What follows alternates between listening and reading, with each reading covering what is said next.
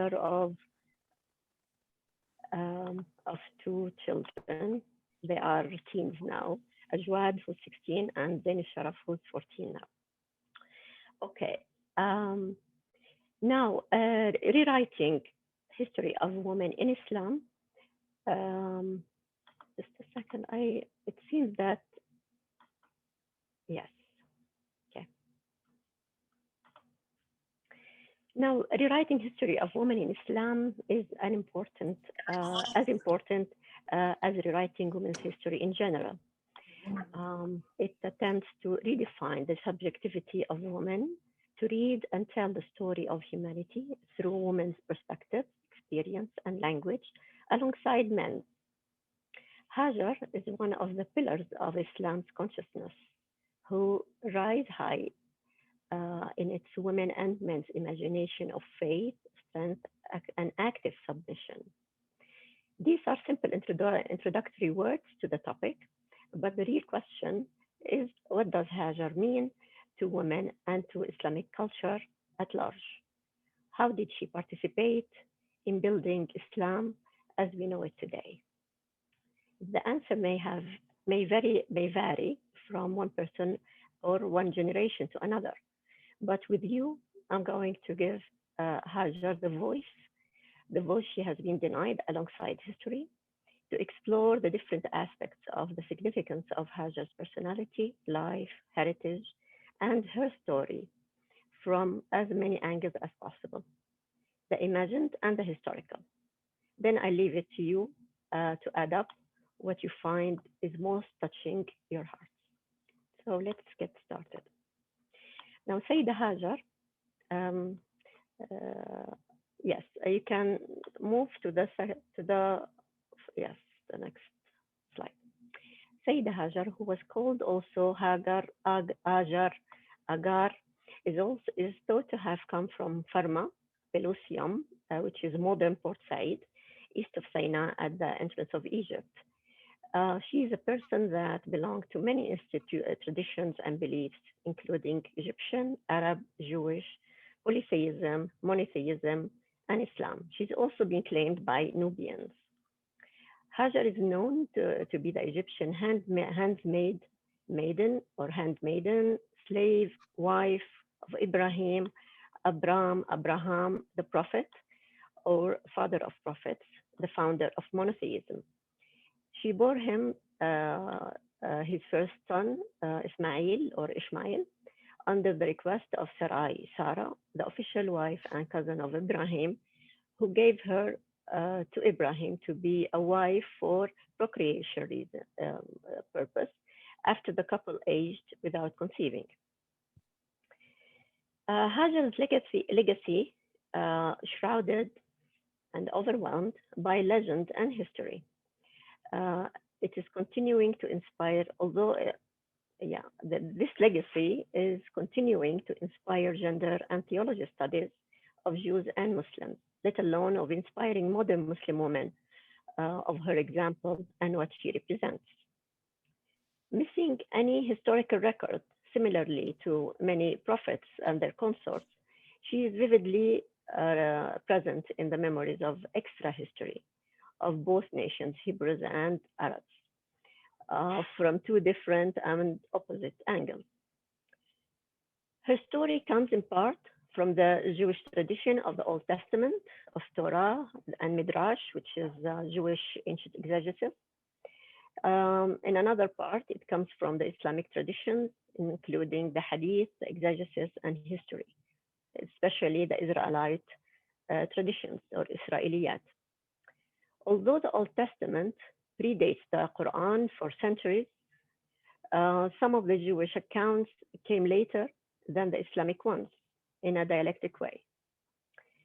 It's important in this context to realize that we are not addressing a historic figure following the known historical methodology.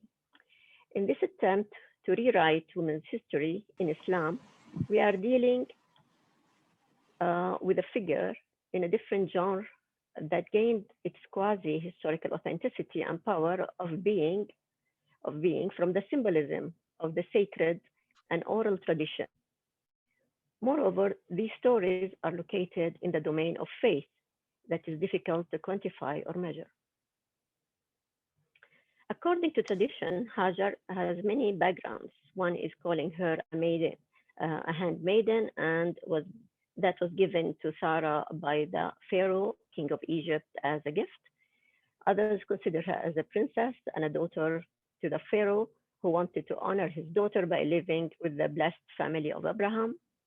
A third opinion is that she was a daughter of the Pharaoh from a concubine. So she became Sarah's maid and was also called a slave and Ibrahim's wife. All of these are just different interpretations of her role and where she is located or situated. The biblical story goes on that during the short dwelling of Abraham and Sarah in Egypt, the Pharaoh, after there was a long story about that, gave Hajar as a slave to Sarah. And after waiting for so many years, Sarah gave her maid to Abraham to conceive or to have a child from him.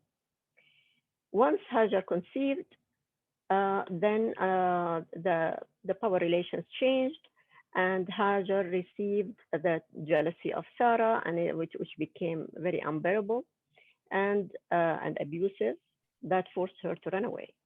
Hajar, however, returned under the advice or order of the angel who professed of her giving birth to a son called Ishmael, who will become leader of his people.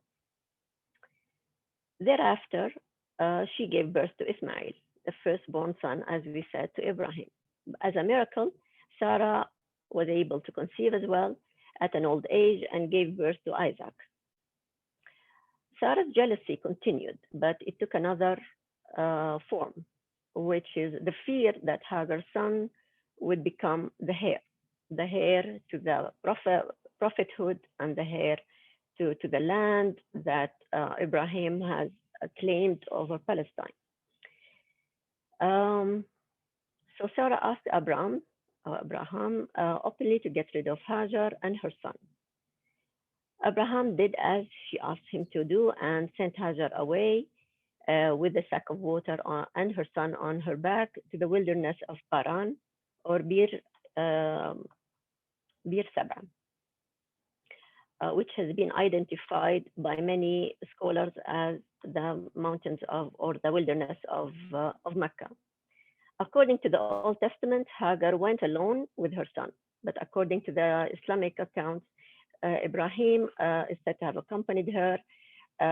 They walked or rode, it's not very clear, but one story said that they rode the Buraq until they reached the valley of Mecca, which is about between, you can put the next slide, which is about 14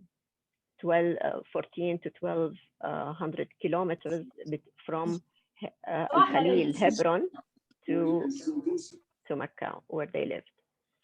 The Islamic accounts added the story of cutting the limbs, that Sarah vowed to cut 3 limbs of Hagar,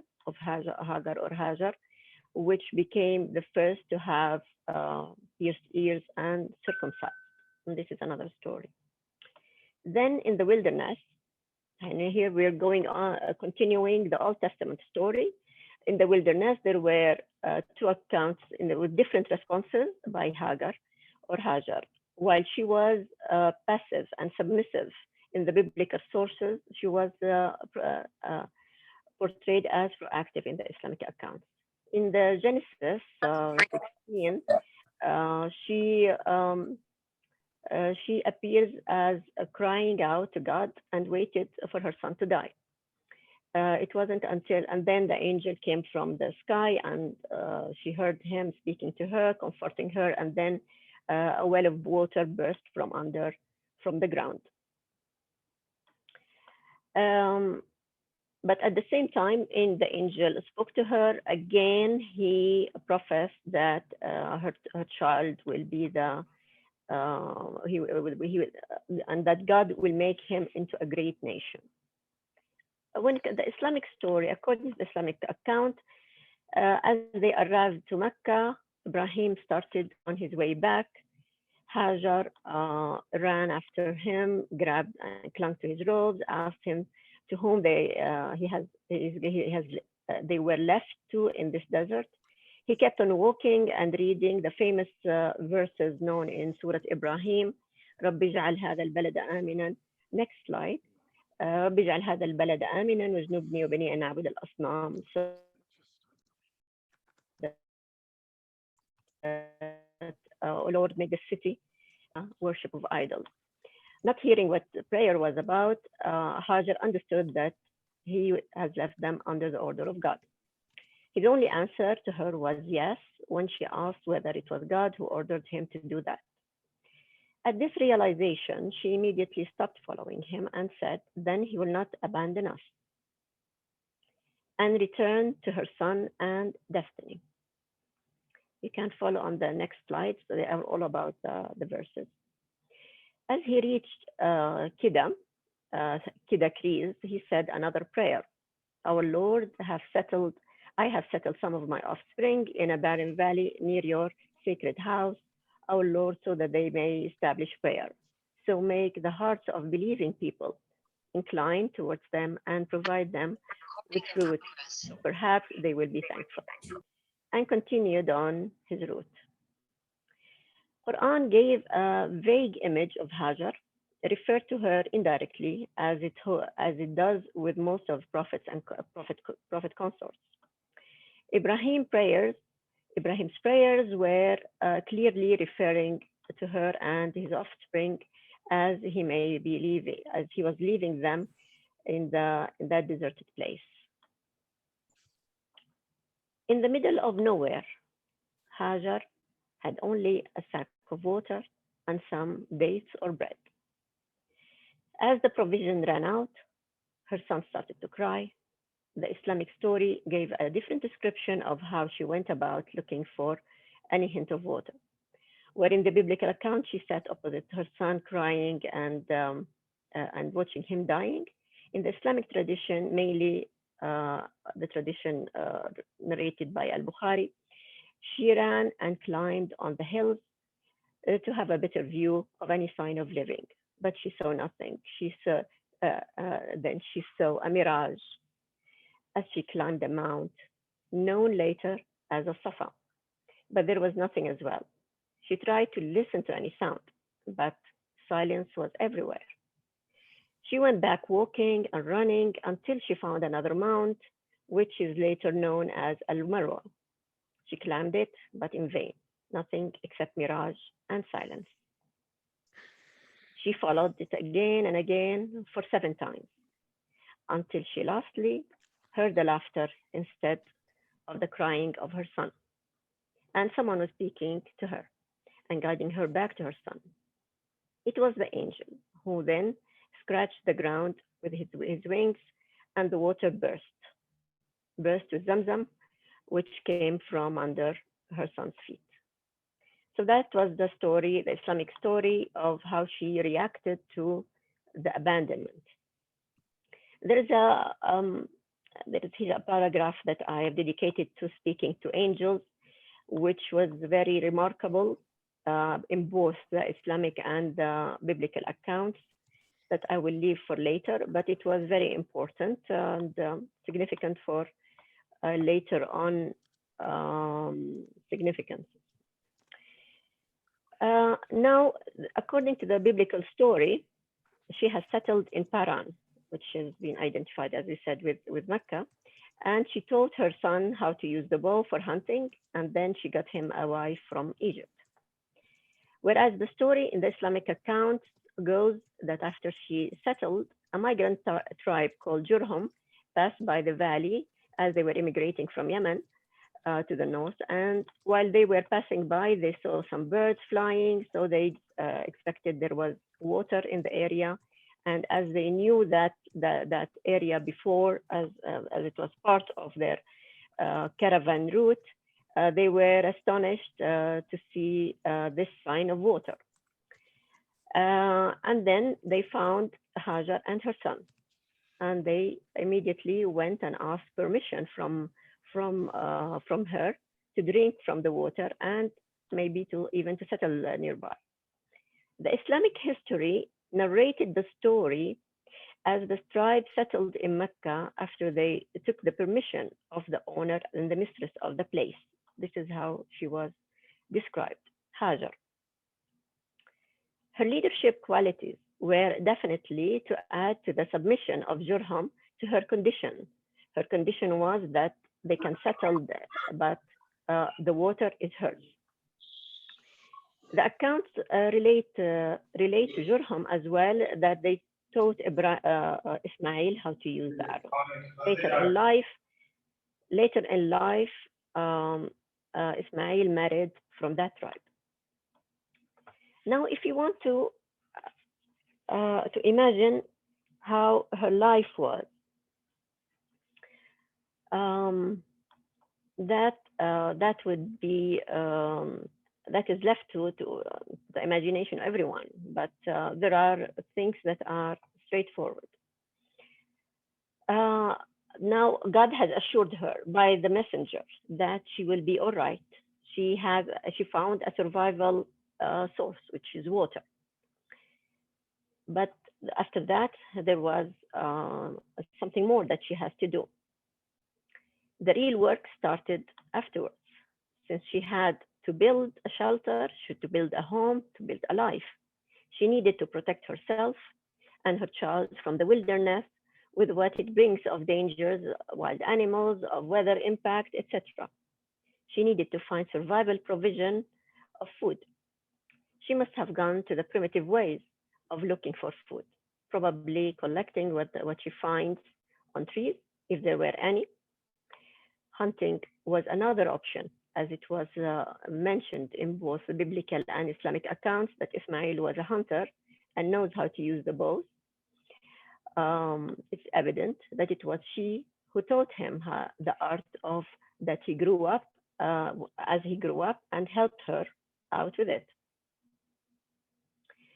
It's evident that it was she who, yeah, she must also have used the art of building fire and cooking whatever she could hunt or collect. The Nubian accounts, which claim the root to their culture, use the hunting of bows by bows as a sign of affiliation to their culture that Hajar must have learned from before she was given to Ibrahim. Her relationship to the tribe of Jurham in the story doesn't add up until we imagine, and which makes sense, that she was well settled and had already had her proper shelter and perhaps a garden using well of Zamzam and the dam that she built upon it, connecting it perhaps to canals to her cultivated space. It must have been in this context that Jurham communicated with Hajar and asked her to let them use her water and to settle nearby. She approved as yeah. What is remarkable about this encounter was the peaceful settling of Jurham by the side of Hajar. They asked for the permission and accepted her conditions without any exercising of power. It is amazing to picture an entire tribe of hundreds of strong men with their families asking for the permission of a single mother with a child living on their own in the desert by a well without forcing themselves on the place and seizing the well for themselves and taking advantage of Hajar's vulnerability. It's very clear that the tribe was following the Arab tradition that forbids an attack on women. And, and also they followed the tradition of respecting the ownership of wealth, even if there were, even if there was a grand discrepancy in the size of power of the two parties. The respect to the conditions Hajar continued, the respect of the conditions of Hajar continued until the two groups were united by the marriage of Ismail to one of their daughters. However, the ownership of the well and the land continued in the lineage of Ismail.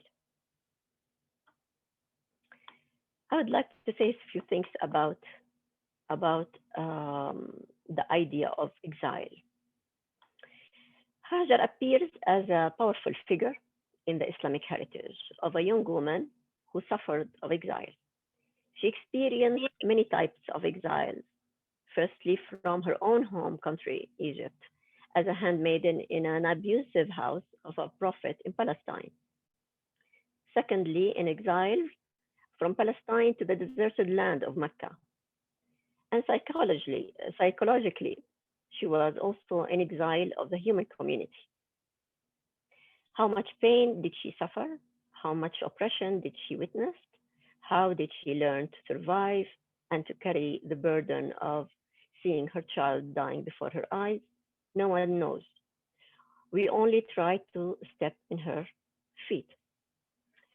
Fortunately, her profound faith in God was rewarding, and she was saved with her child by the divine intervention and the burst of Zamzam well in the arid place. However, she was still left to build her own life alone for years and years to come until her son was able to help her in her daily quest for living and providing. The advent of Jurham tribe and their settling by them was assuring and challenging at the same time. It helped her to build a social life for her son, but she was also alert of losing her ownership of the water and the land as her son lost his inheritance to his half brother Isaac in Palestine. Luckily, the Jurhum tribe respected the convent of water among the Arabs and kept their distance and observed Hajar's condition that the water was hers. Rifat Hassan associates Hajar with the idea of exile through the etymology of her name, Hajar, and Hijra, or going into exile for the sake of God.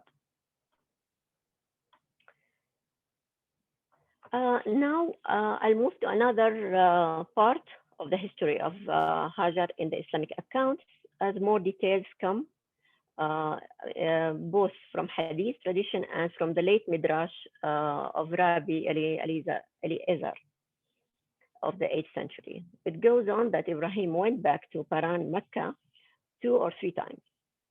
That Ibrahim's first return was after Ismail married his first wife, which Ibrahim didn't like, and Ismail consequently divorced. This means it was after about maybe 15 or 20 years. The second time was when Ismail married his second wife, and also from the tribe of Jurham, with which Ibrahim was happy this time, which signifies the importance to consolidate choosing a fitting wife to ensure the descendants line that will encompass the Prophet Muhammad centuries or millennia to come. His third visit, which was a few years later when Ismail reached 30, was to fulfill Ibrahim's covenant to God of building the Kaaba, the shrine of God, but also to fulfill the offering, slaughtering, sacrifice of his adult son, who was then redeemed with a ram. Although she might have still been living, the 3 stories of Ibrahim's return do not refer to Hajar. The Islamic accounts are also mixed regarding the time, how many visits Ibrahim did, but that doesn't make any difference. Hajar died in Mecca and was buried inside the borders of Kaaba, which was built by Ibrahim and Ismail in the area known today as Hijr Ismail. You can move to the following slide. I think there is a photo of Hijr Ismail. No, the following. No, the one. Anyway, it was before. Before that. Okay, it's all right. Yeah, here. So the Hijr of Ismail was officially considered to be part of the Kaaba, but it's not walled and not at the moment not part of the Kaaba, but it is in the according to the tradition of the Prophet. It is. It's also where Ismail was later buried, next to his mother. Her tomb place shows that she was alive when Ibrahim and Ismail rebuilt the Kaaba. Now, this was actually the story from both sides, as brief as possible, with few commentary, as you have seen. The second part of this lecture is to do with the analysis and how we analyze the significance and the role of Hajar, as well as what she represents to Muslim women and Muslims in general today. Hajar, okay, you can go to the analysis slide. Yes. The survivor and the abused. The symbolism of Hajar's biography in hagiography in Islamic tradition and memory is multifaceted. She represents the female survivor in her highest level, the abused, oppressed, the abandoned, who fought and prospered. Not only that, but her descendants became or become a notable people of their own merit. Her faith she also symbolizes the sincere faith, the faith strength when it submits to God and when it blocks any resistance to accept the will of God and to believe fully in the fair outcome. Faith that is interweaved with patience and strong will to build again her life and support her child. She's a victor who, with the help of God and her own initiative, is able to transform a wilderness into the cradle of a new world dedicated to the fulfillment of God's purpose on earth, which is Al-Amara, or to be the Khalifa on earth, the true Khalifa.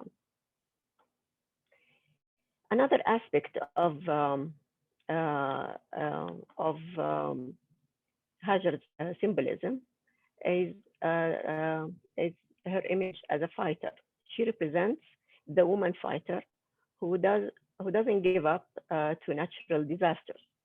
She kept on marching and running and climbing mountains and looking for hope without cessation. Her act of positive response to her abandonment became the emblem of how people, believing women, should pursue their lives, their work, and their dreams by resilience and resistance. It became part of Muslims' ritual of one of the main 5 pillars of Islam, the pilgrimage. Hajar Sa'i, or march, became the ritual that Muslims, men and women, through time since the year 630 CE, which is the year of opening Mecca, have been following every year. At every pilgrimage and at every Umrah, when visiting the Holy Mosque in Mecca, the practice of her marching, running, has been performed by billions of people for billions of times. Sa'i, which is translated by the pursuit of work and life, is completed in 7 times between the Safa and Marwa. Marching and running on her footsteps has been going on since beginning of Hajar's journey till doomsday. Her marching act symbolized the determination, the patience, the strong belief in God as a savior. She became a role model to Muslims everywhere, and to Muslim women in particular throughout time. In brief, her history is intertwined with God's shrine, raised, purified, prayed into, and buried in. I would like also to add something about her other part of identity, her Egyptness.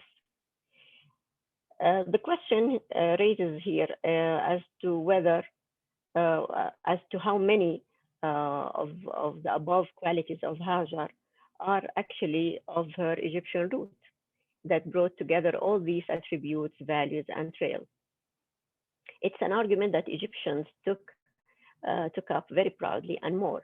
They consider her a representation of the true Egyptian woman's qualities of faith and determination, strength, obedience of God.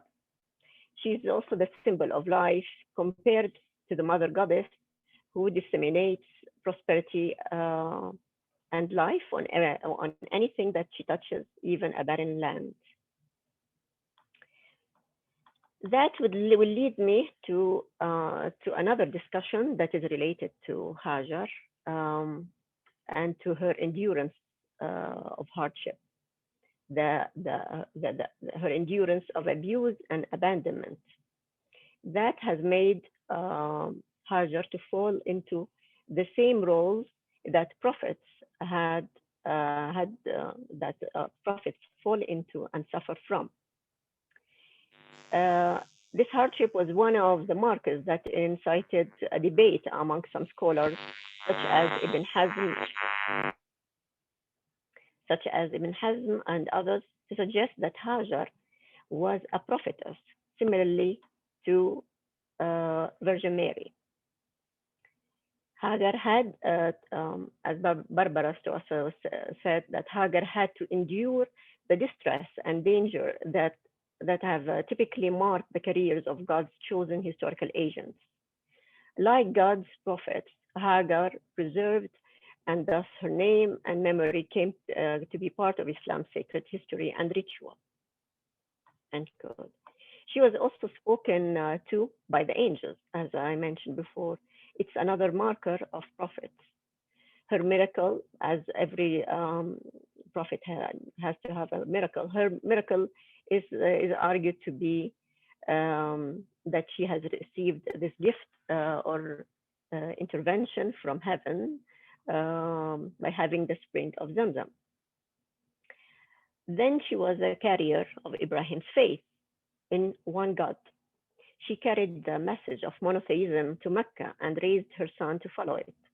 It was no wonder that when Ibrahim came to meet his son after so many years, he found him obedient to God and a true believer, that he obeyed the oracle of sacrifice. And told his father, do whatever God has ordered you to do. Um, Believers also followed the steps of Ibrahim and Ismail in their ritual to obey God's order against the whispering of Satan until Ismail was redeemed and the ram was offered in his place.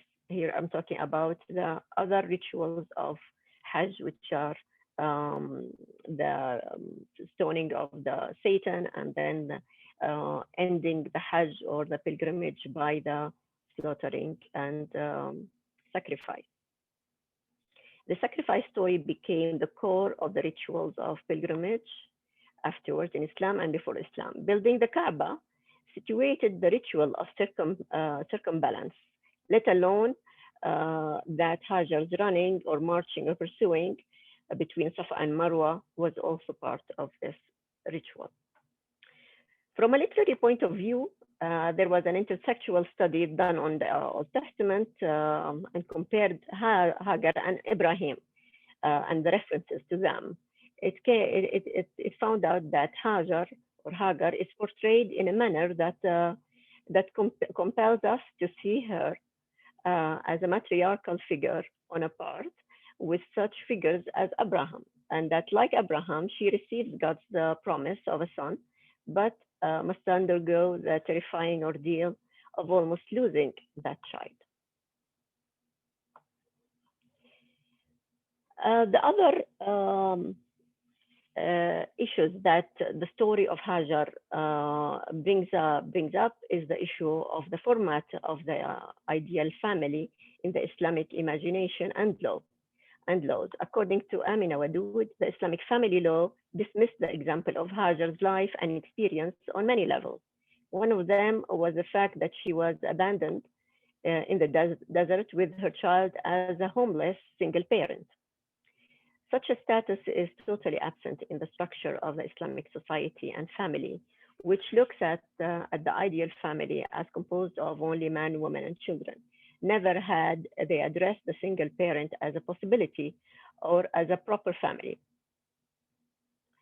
The other aspect is the provision for the family, which is usually bragged upon and fought for in the family power relations, where the man is considered the qawwam, the protector, the provider.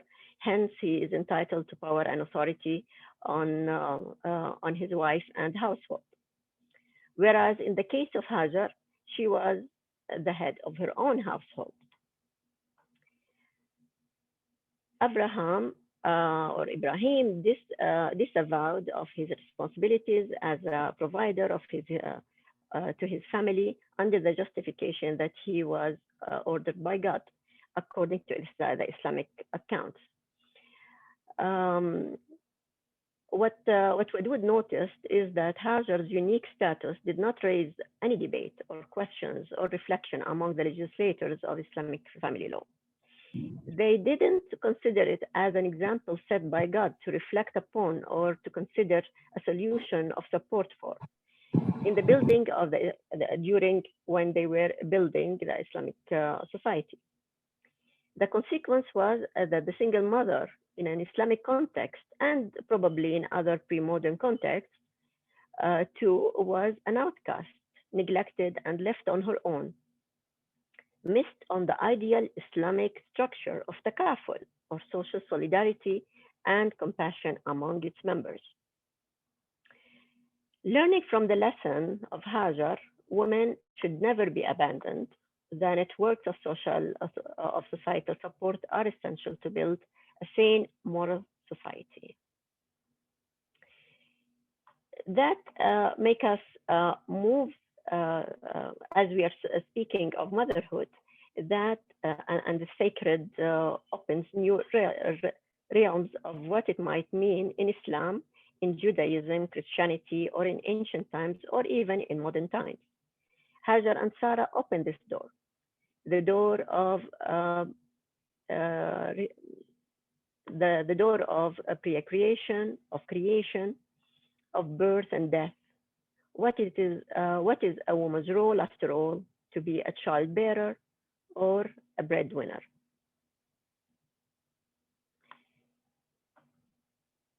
Other aspect of Hajar's symbolism, or not symbolism, but her story raises also another issue, which is the issue of race and class in cultural relations.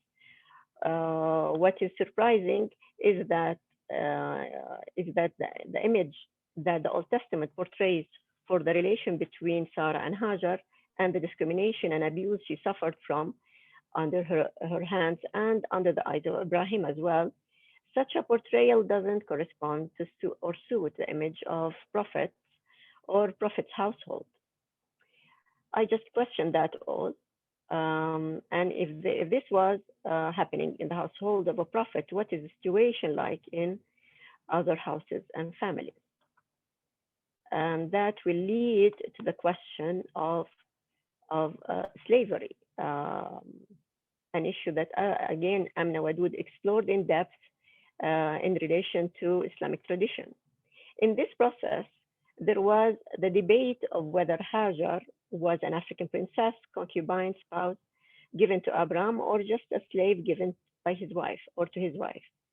And if so, where did the cultural practice known in the past that any offspring resulting from the liaison of the master with the slave woman, Hajar in this case, becomes heir of a household ruled by Abraham and Sarah.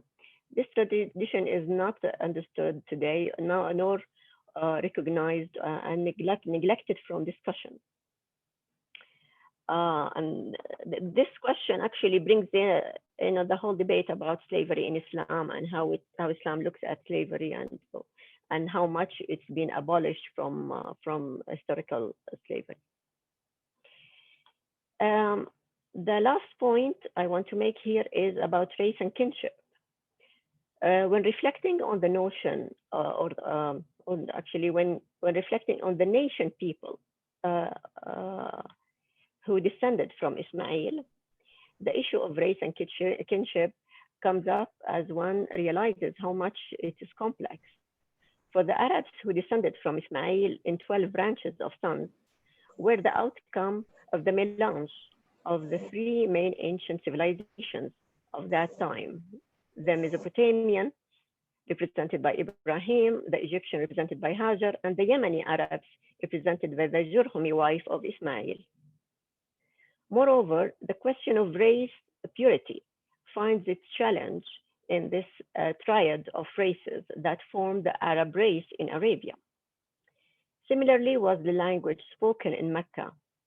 Ismail must have grown up speaking his mother's tongue and later learned Arabic from Jurhum. It's not clear whether he knows Hebrew, since there was, or Akkadian in this, because Ibrahim must have been speaking Akkadian, since there was no one speaking to speak it with. But perhaps Hajar taught him few words that helped him when his father visited later in the years. Mecca can therefore be considered as the melting pot where race, ethnicity, and language intersected to produce a plural people in a plural land. You can move to the following slides. Okay.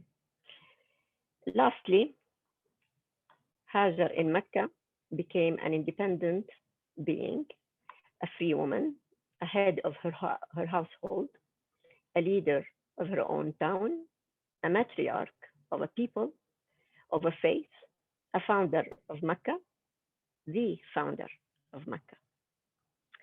I would like to end up, you can go to the last slide. Yeah. No, following. Next. Yes.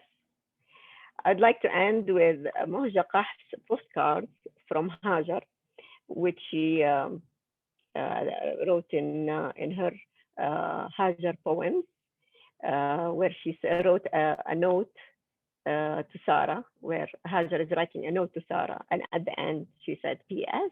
I have decided to found a nation. And that's all. Assalamu alaikum. You can next slide. Thank you all. If there's any question, I'll be happy to answer.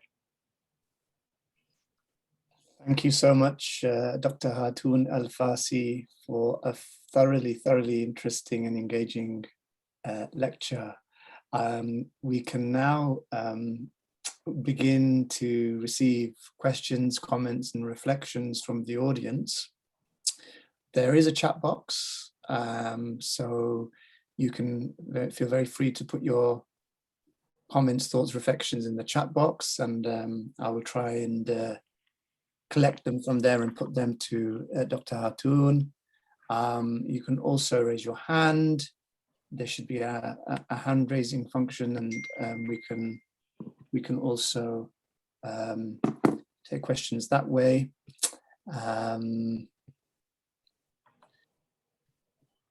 Just bear with me while I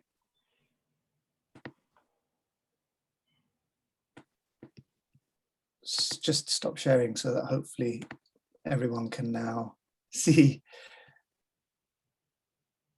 each other, and hopefully also start my video.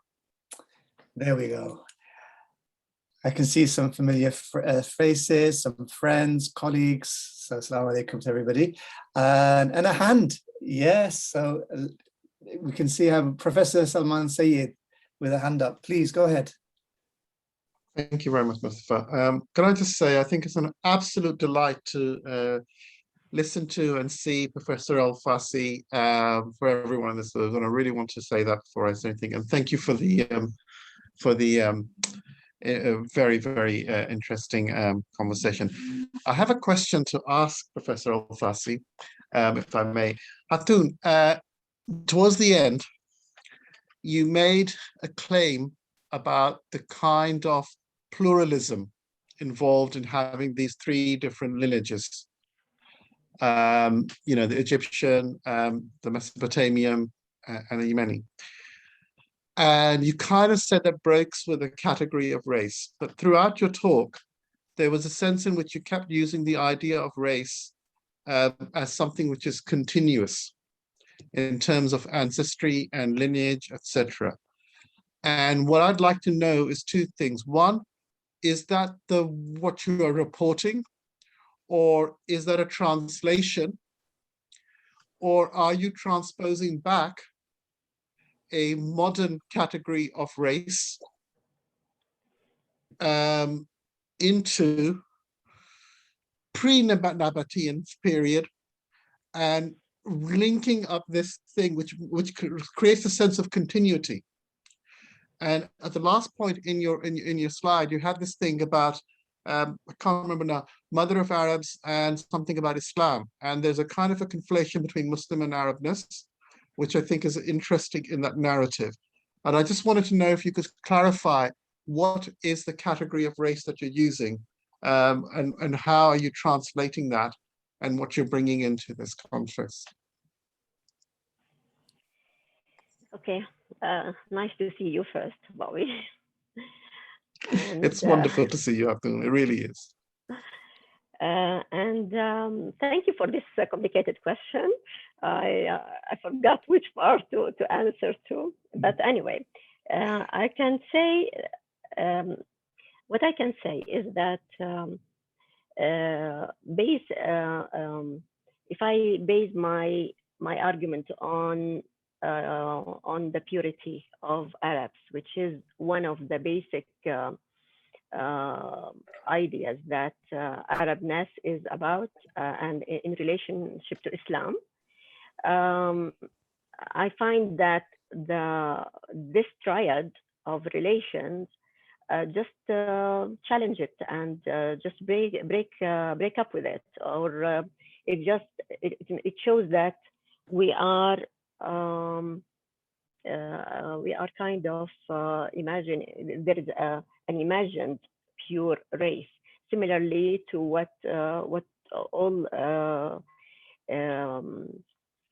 similarly to the idea of purity of nations and of blood everywhere, including the Hebrews or the Arabs in this case. And if I've been following certain genealogy in this talk, is just because I was following the accounts, the different accounts. I didn't have the chance to deconstruct each word of them. I was trying just to accept everything as they are for the moment, so I can come to the second part, which is to discuss the symbolism. And here, I think there's still a lot that we can learn from this story that is to be told, and especially when it comes to the idea of race relations. Did I answer your question? I think so. I think what I was trying to get at was for example, the book by Peter Webb on imagining Arabs, and arguing the kind of two things. One is that there is a contemporary idea that Arabness as we understand it today is continuous from back when. So that's the first part of it. And the other argument is that, in fact, it's not. So the argument for people like Peter Webb would be that it's not that Arabness then created Islam, but Islam created Arabness, in which case Arabness is not an ethnic or a racial marker. It's actually a marker of a particular project, which makes the point that you're making. But I think some of the narratives that we have around that seem to go back. And there's a comment that you made about Egypt and how in Egypt, but there's a sense in Egypt is considered to be a trans-historical construct, that it says that, from El-Sisi to Hajar is the same kind of, it's a continuous thing. And I think I was trying to get at that whether the concept of race that you were using was really a kind of a translation of these kinds of genealogies, which would have very different connotations, or a transposition from that. That's, I think, I was trying to say that, perhaps not very clearly. No, it's clear, and I will. I think I should make another maybe another paper on race, on the notion of race and the concept of race that I meant. But as you said, there's a lot to to taken from this story and the relations of Hajar, especially when it comes to the fact that to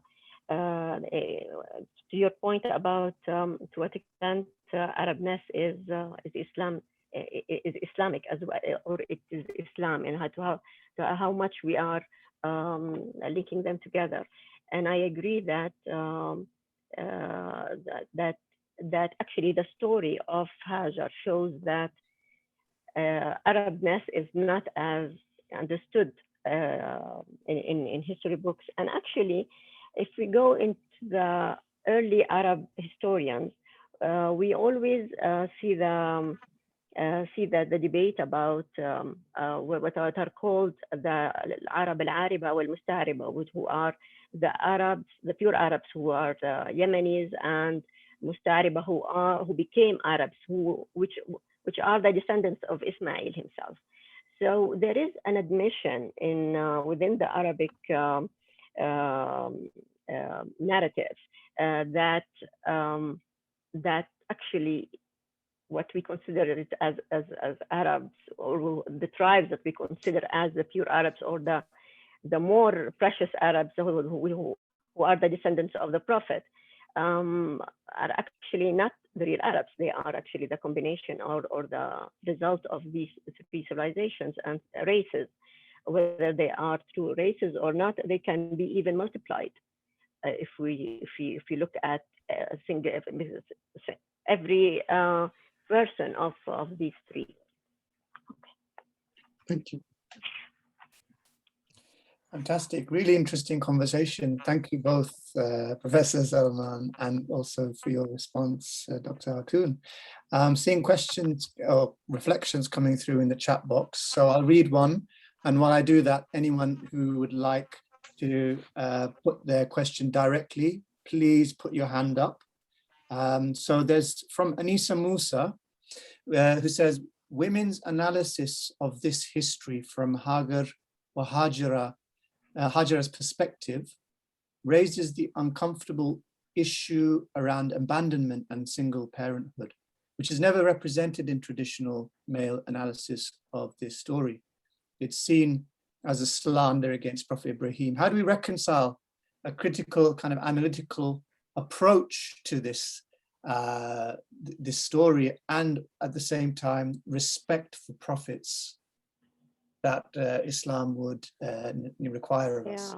Yeah.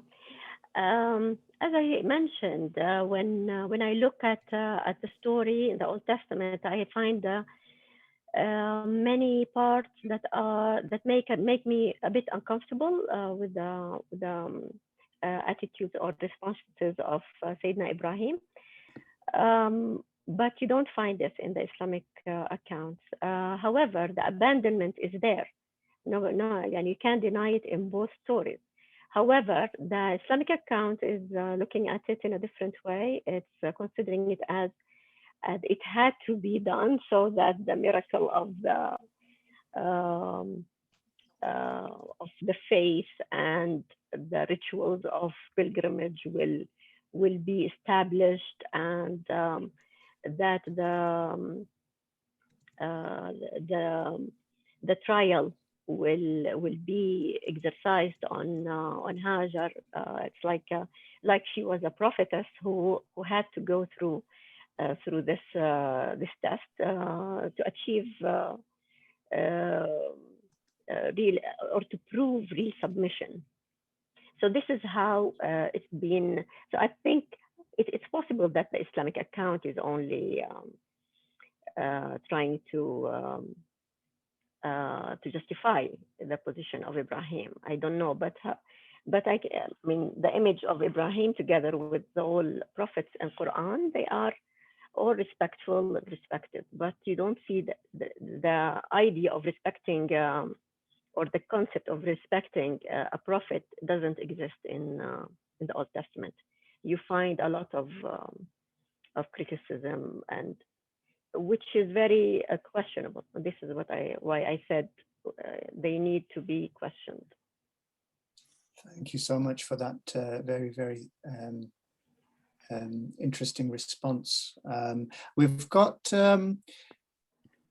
obviously, just for those of you who may not be familiar with Zoom, for those of you who want to use the hand-raising function, it's at the bottom of your screen. You should see reactions, and it's there that you can raise your hand to put a question to Dr. Hatoon. Otherwise, I'm just scanning the room to see if there are any other hands up. So yes, Professor Ziba Mir Husseini, a question from you or a comment or reflection? Yes, it's both a comment and a question. First of all, Hatoon, it's really great to see you. And thank you for this wonderful lecture. I want to ask a question to the effect that what does Hajar's story tells us about women in, let me phrase it in a different way. I want to ask you to make it explicit, the importance of Hajar's story for women of today. And the fact is that, you know, when we look at the history, it is actually, we always understand the history in the light of our present reality and values. Whether we want it or not, we always project. And I want to ask, what is the significance? What does this story has to offer us in the present? And this is one question that I have. So I want to ask you to make explicit what is implicit in your narrative of Hajar for today. And the second is a question that I know that you have covered it in your work, but the fact is that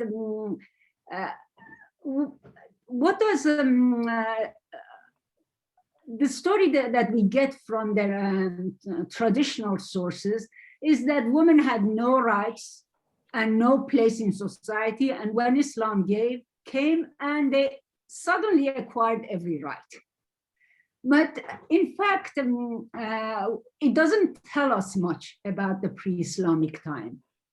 And Hajar's story to me is actually gives us a glimpse of that pre-Islamic time. So to what extent the image and the history of women that we have in our traditional and orthodox narrative can be backed up by historical data. Thank you. Thank you very much, Ziba, for these very important questions. The first one, okay, what I actually, this was the question of what does Hajar mean to Muslim women today? It was actually my main question that I wanted even also the listeners to share with me. I believe, and I find from going through her story that she can be very much inspiring. Her story inspiring for women today, as a single mother and as a leader, as a provider of her own in her own merit, as a founder of a nation, but also the way that she was able to protect her child, to protect her belongings, and to negotiate her rights, and to make peace, if you would like to say, with a superpower to her, or a powerful entity that is facing her. She had learning how to negotiate is very, very important, I think, in for modern women to achieve. Her story also gives us an inspiration into how to be persistent and how to be proactive towards your dilemmas. The fact that she did not sit still or accepted her fate without any trial is very important in pushing not only women but even men towards building a life without with work and with pursuing work and pursuing um, breaking all the taboos, all the difficulties that are facing you. So it's a story of survival, and it's important for women today to know that when even if you had the most the unthinkable hardship, that you can still go through it. Yani the hardships that Hajar went through are all unthinkable of, and she was able to come out as a victor, as a survivor, and um, um, as a strong woman who doesn't submit. She submits to Allah's will, but she doesn't submit to anything else. And she's also an educator of sons. This is maybe an aspect I haven't mentioned as a symbolism. When women are, they can actually create and build the personalities of strong men as well. It is women who make their sons strong, not the opposite. So I think so.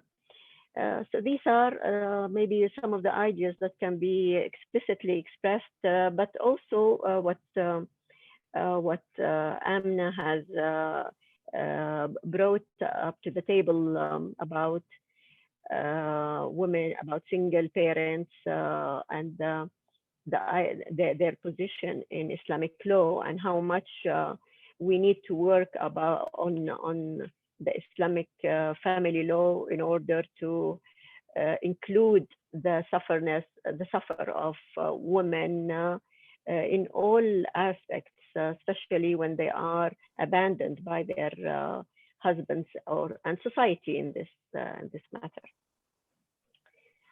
Anyway, we can go on for many other ideas as well, and I could leave it to the audience if they have any points to add to it. I'll go to your second question about the Islamic, how much of Hajar's story represents the Islamic women. I think she gives us a very positive image of that is different from the traditional images of women in pre-Islamic times or pre-modern times. It just shows us that women were builders, and they were their relationship to birth and to fertility and to creation and to inventing was continuous since all times. Well, some stories and some social relations are also depicted in this story that are maybe specific to the Akkadian Hebrew context. About the heirs and who has the right to what and to the land, and how you can have a slave that will bear a child, and it will be part of your own household. It's these are all parts of the social structure of ancient societies that the story of Hajar gives us shed some light on, but not necessarily that all of that is not challenged without challenge, because again, the Old Testament is not a historical account. Similarly, nor are the Islamic accounts of when it comes to pre-Islamic stories. These are all oral history that are imagined in different within different perspectives. I hope that I answered your question. Still, I mean, the story of women in pre-Islamic Arabia or pre-Islamic Mesopotamia, Levant, Egypt is open, and studies are just still going on. Thank you. Yes, you have answered it, and I just want to hear it more from you. To that, especially to you, what it matters, and you said that, yes, and it tells us everything, and it also shows that we need to reclaim our story and rewrite it, because women's voices were silenced. Thank you. Yes.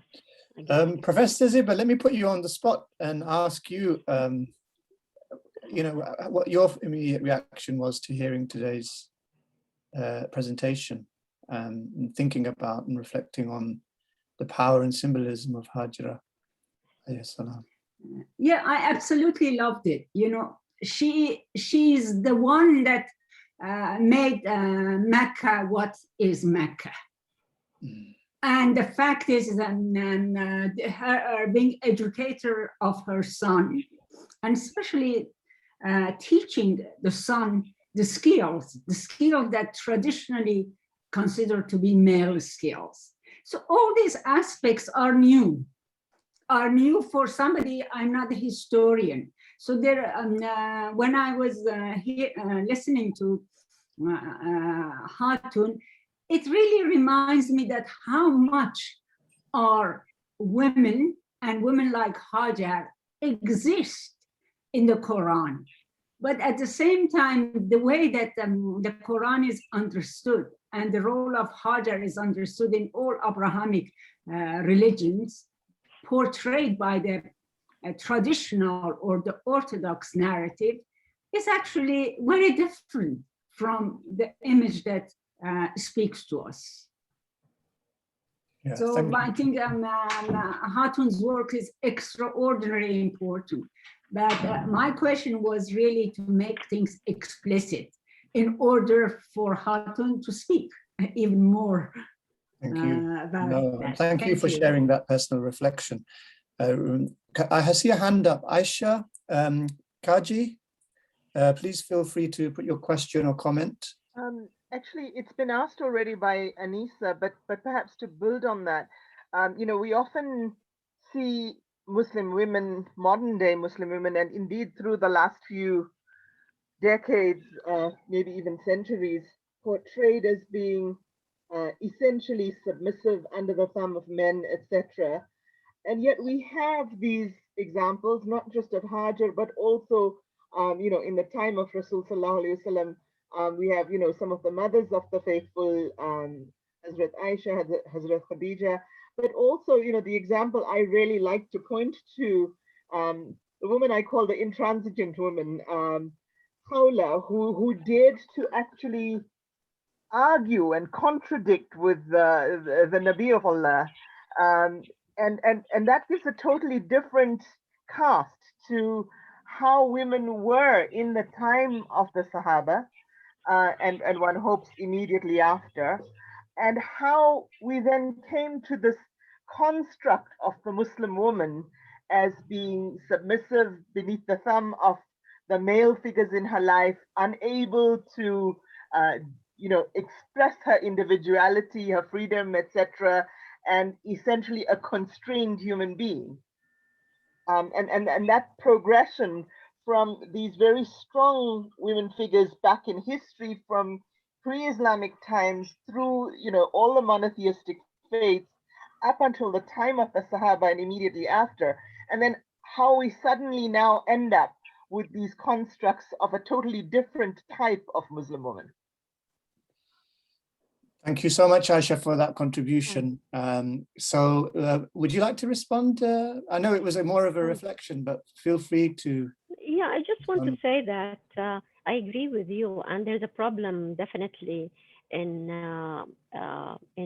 reading the stories and the history of Islam, and especially women's contribution to in early Islam. And this is actually what I was referring to at the beginning, that women's history has been silenced, and especially when it comes to Islam, it's not the same. I mean, it's not different from the rest of the world, and we need, as women experts in history, we need at first to learn more about. We need to be more specialized as well. We need to learn the art of that men have learned in order to be able to give our own interpretation and to give voice to these women who have actually done marvelous jobs, challenged the status quo, challenged the powers, challenged the rules, and they were that was okay in early Islam. So I think we have a long way to go. It's true, but I believe that there are lots of strong women and educated and learned women at the moment and in at present who are taking this task up. Thank you so much. So feel free to put any further questions in the chat box. You can raise your hand. While you are thinking, I would like to ask if it's possible. I'd like to throw the same question I raised at the beginning as to what does the story of Hajar represent to each one of you? How do you how does she speak to you? Yeah, so I'd like to respond to that first before giving it others the privilege of the chair. Okay. I guess that Yeah. you know, I can't really see myself doing Hajj and Umrah in the same way again. I think that's something that really, for me, I think now of myself doing tawaf or doing sa'i, and it's just going to be impossible not to think of Hajar based on your findings and the your reflections on her life. And that, for me, that's one of the immediate things. I also think about some of the very strong women in my family, in particular my mother, and in some ways the legitimacy of her struggle or other women in the family who maybe haven't had the status and respect that they deserve from among the main folk of the family. It gets me thinking about them actually in a new light, because there's something about the struggles of Hajar that really remind me about those women. And you're absolutely right when you say that it's often women who create, through their raising of sons and daughters, but sons especially, who create those qualities that we often just assume are instilled by fathers. So those are my immediate reflections. Anybody else like to share in response to Dr. Hatoon's, and a chance for you to really say how you feel about what you heard today?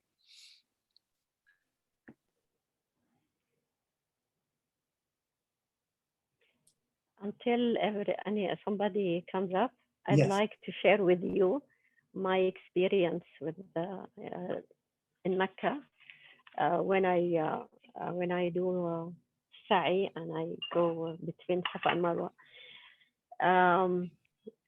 I have the same response every time I go and try to run, even for the short distance that you do in between the two green lights. Yani, we know the story of Hajar. She was running the whole time, and once anybody sees a woman running, it is just as if the sky is collapsing, and you'll see men and women from every angle coming to advise me and tell me this is not the right way to do. Say, women should not run, only men. And I have to continue running, and while running, telling her, this is Hajar. I'm following Hajar's steps, please. Don't interrupt me. I'm following Hajar's steps. um, it happens every time.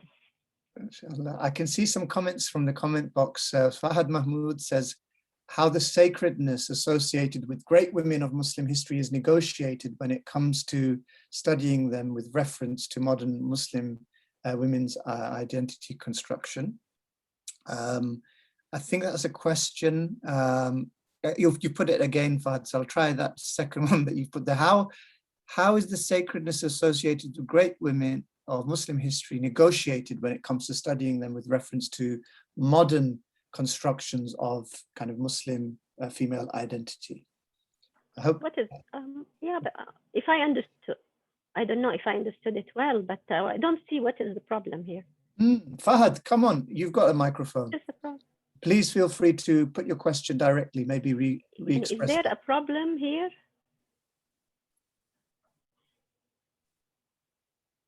So if Fahad is there in your time, please feel free to come in and clarify. Anissa, meanwhile, says, everything when Hajar ran during Sa'i, a man attempts to remind me that as a woman, I don't have to run every time. Okay, I'm not quite sure I quite got what Anissa's. Anissa, feel free to pop your hand up. Sana, the story of Hajar. So Sana Mehnaz is actually one of our PhD researchers at the University of Leeds, and she was one of the PGR students that was delivering the critical reading group this year. It's great to have her with us, and as I say, today's distinguished lecture also marks the kind of end point of this year's reading group. So Sana, you said that the story of Hajar for you reflects how the struggle and strength of women is overshadowed by the stories of men. We need to retell these stories centering the position of women. Very true. Sana, if you're there and it's comfortable for you to say salam, please do so. It'd be lovely to hear your voice and have a chance to also kind of introduce yourself. But it's a very thoughtful comment, actually, Sana. Thank you for that contribution. Are there any other reflections, comments, questions from the audience?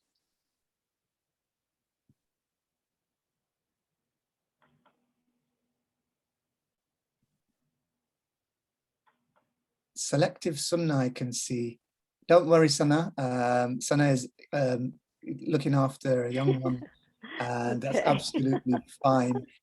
Yeah, of course. There's a Radia says a selective Sunnah. Interesting. Yeah. What does she mean? You mean selective? Yeah, of course. This is a problem that again, we have it all the time, that we select what's convenient for us, and for years and for centuries, it was for men only to select whatever they wish from our sunnah. And it's only today that since women and more women and plenty of women are educated and they can at least read and write and can read for themselves the sunnah, they can also select. Why not select as well? They can also learn from men how to select from tradition what suits them. It's a craft. We've got so feel free to put this, Bobby, if you want to, because I think that's a really interesting one, and all right, so I'll put it in the way that I think you mean it, because there's so we know of Patricia Croner's obviously work on Hagarism, and so to what extent do you think Hagarism is actually a useful description for Islam?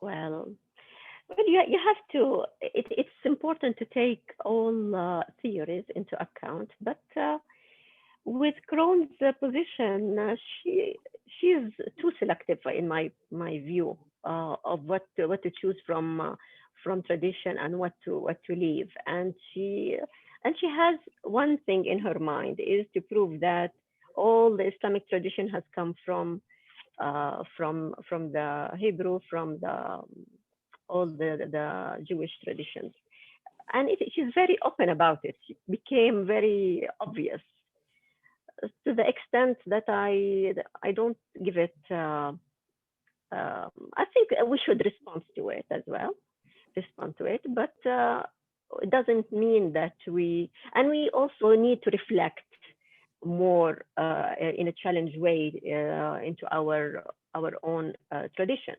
But also we need to answer back to such theories, not in a defensive way, but in a methodological, systematic way.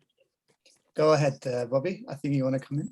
I know someone else is talking. I don't want to take up too much time, but Hatoon, can I just ask, in relation to you, the way you've been talking about a story, and sometimes you talk about history, and of course, there's a whole critique of the historicity of anything that to do with the early period of Islam, etc., and all of that.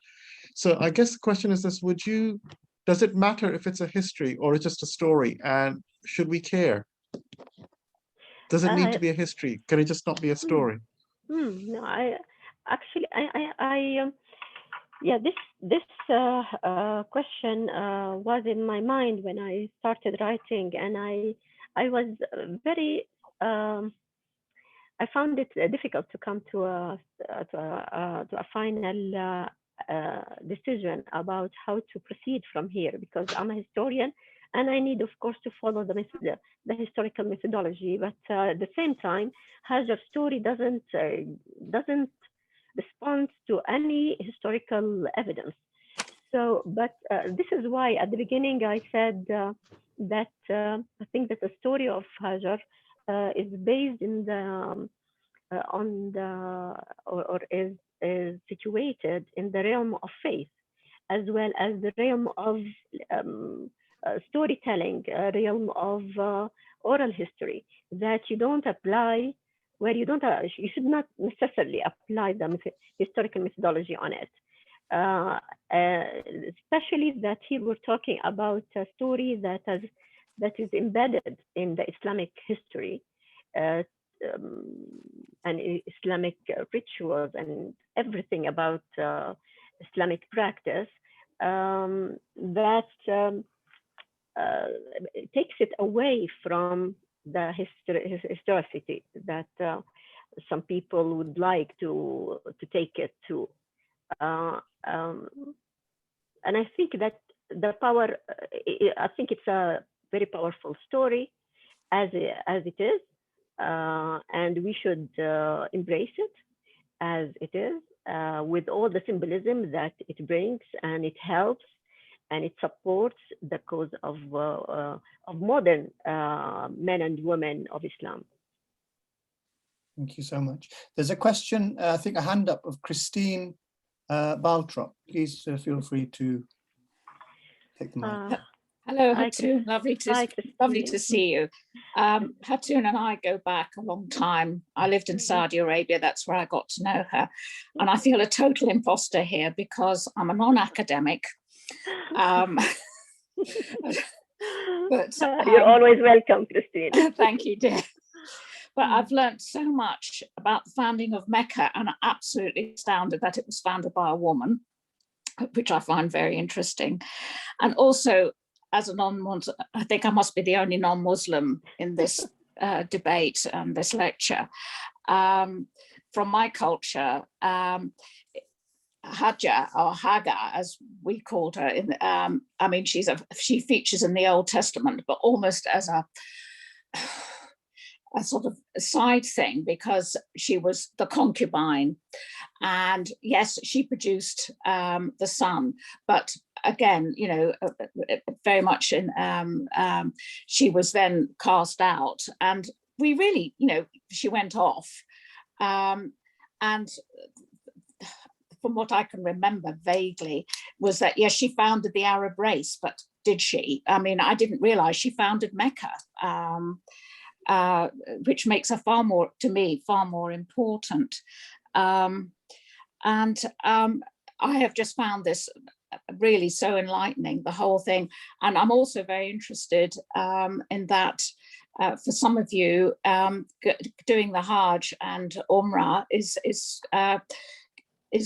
going to have a totally different aspect on when you do your pilgrimages. Anyway, thank you so much. I just wanted to say that, and I hope to hear more lectures from you, dear. And it's great to see you. And as I said, as a non-Muslim, I find your talks very, very interesting. And thank you. Thank you, Christine. Thank you, Christine. It's important to, the importance of Hajar is that she can be identified by not identified, but she can be recognized by all three religions easily, and each of them would talk to her, or each a tradition will talk to her, or she will talk to. And you already know a bit of her struggles, and the fact that she was cast out. There's a lot of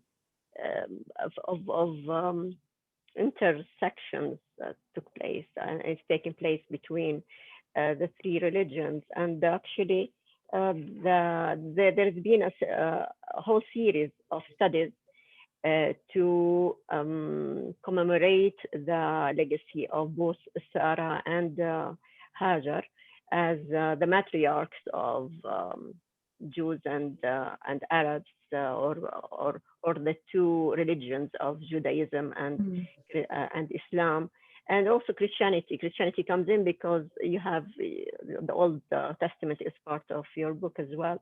Yes. So and so there are many. After that took part in the since the 90s, such genre of research has taken place, and many studies. It's part of what is called the dialogue between religions that is taking place, I think, until today.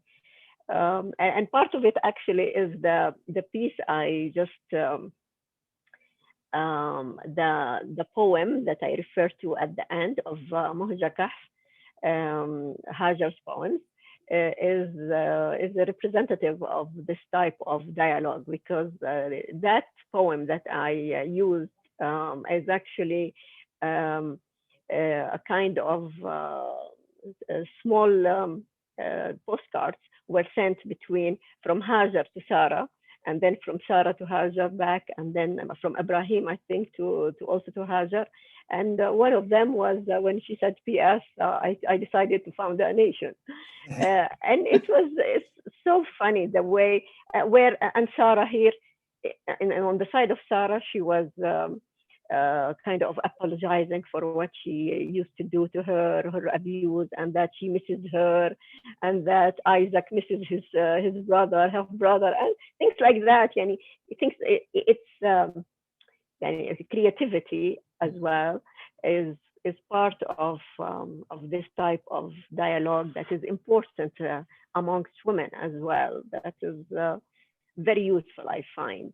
And Muhja Kahf, in her way, was very successful, I believe. I recommend her book. Thank you. Right, I'll see what I can do. Okay. So there are a couple of comments I can see. One is from Khurshida. She says that we often read stories in Hadith about other Muslim females, mainly the Prophet's wives, sallallahu alaihi wasallam, or their attributes as model figures for Muslims, but rarely do we come across stories about Hajar and her role in Islam. So she's obviously very, very appreciative of today's talk.